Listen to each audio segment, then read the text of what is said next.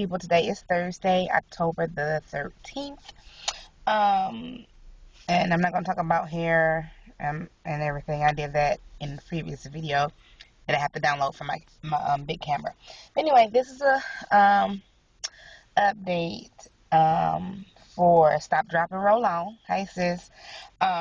She asked me how I was liking the Made to Crave book. How I came about knowing about Made to Crave. I think I've heard about it a couple of times. I can't remember where I heard about it originally, but when I started using the ebook reader from Kindle on my BlackBerry, my brother was reading the 21-day devotional, which I think was free at the time. I don't know if it still is at Amazon.com. You can check it out. But the 21-day devotional. So it's about the devotional. It's like, it's some nice inspirational stuff. But I'm like, well, this stuff is pretty good. What about the book? So I downloaded the book from Amazon. I think I got it for like $7.99. And okay, the full name of the book is Made to Crave, Satisfying Your Deepest Desire with God, Not Food. And it's from Lysa TerKeurst. I'll put the name in the description box. But, so I was reading it and through my, e-reader and work on my lunch break, and I was reading. I'm like, oh, this is good. So I got to chapter 6. I'm like, you know what? I can't, because I want to highlight and write notes or whatever, and I know that some electronic book readers, you can do that. So if that's what you want to do, that's fine. But I'm a pencil and paper type of gal sometimes. So I went to my favorite bookstore, Amazing Grace Gifts and Books, Christian Gifts and Books, and I ordered the Made to Crave book. Okay. So I got the Made to Crave book, and I was reading it, and then I went to the website. And on the website, I found out that they had a participation guide and a DVD. And the participation guide, it follows along with the book, but it's more like almost like it's set up like a class instead. Now, in the regular book, there are questions for reflection after each chapter. So I've been doing the questions.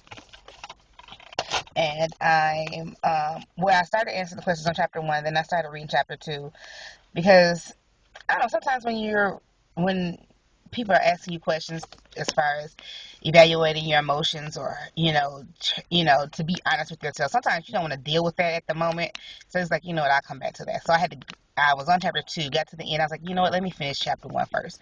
So I went back to chapter 1 in the book. So I think I'm at the end of answering those questions in chapter 1. So yesterday, I got my DVD. Now, if you order from Amazon, they offer you to get the book. You like my bookmark? They offer you to get the book for like $9. Don't get the $9 book, because I ain't gonna say don't get it. You can do the book without the DVD, but I don't think you'll get as much out the book, because it refers to the DVD, the first half of each session in here. So the DVD and the book together cost $21. This DVD is 6 lessons. Session 1 is deprivation to empowerment. 2 is depression to determination. 3 is from guilt to peace. 4 is from triggers to truth. 5 from permissible to beneficial. 6 is from consumed to courageous. This whole series, am I screaming? I can't hear out of one of my ears. But anyway, this whole series is not about, count calories, and it's not about exercise. It's about what she says, finding your want to, and how to deal with those cravings and the issues that you have day to day, and how to break the cycle of feeling guilty if you're not perfect on that day, and how to continue to pick up, and how to turn to God in this time.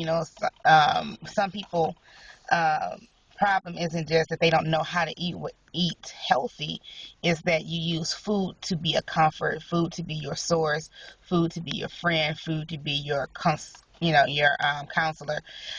This is changing that behavior from turning your dependency from food to God. So depending on Him to be your counselor and your guide.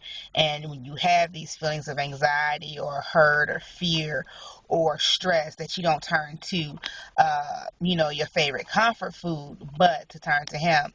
Not to say that you can't have, if you the fried chicken and yams and greens, that's me, that you can't ever have it, that you're sinning or anything. But if you're just eating it to cover up an issue, you're really not fixing the issue in the first place. And you can have things in moderation. The Bible says some things are lawful, but they're not expedient. It means that it may not be wrong, but it's not the time for it, or it's not the season for it, or too much of a good thing can still be bad for you, quote unquote, all that. So I have this DVD. I got that yesterday. I don't think they're all the same time frame, but the one I watched yesterday, I think was session one's like a 30-minute, and then they give you some pointers, and then you go through and do the book. Now, when you do the book, I think it's the expectancy to read so many chapters between each session. So this is what I'm doing. So far, I'm loving this book. I'm loving her website. She is the president of Proverbs 31 Ministries. And there's another book called Being More Than a Good Bible Study Girl that I believe is where I'm going to go next when I finish this. I wanted to get it now, but because I have so much that I'm working on right now, I'm also reading The Pursuit of God and Weapons of Prayer. So even if I bought it now, I probably wouldn't start it now. So I shall purchase that later and get into that. And I will talk to you guys later. Stop, drop, and roll on. Be encouraged. It's gonna all work out. It's all gonna work out for your good. And I will talk to you later. Bye bye.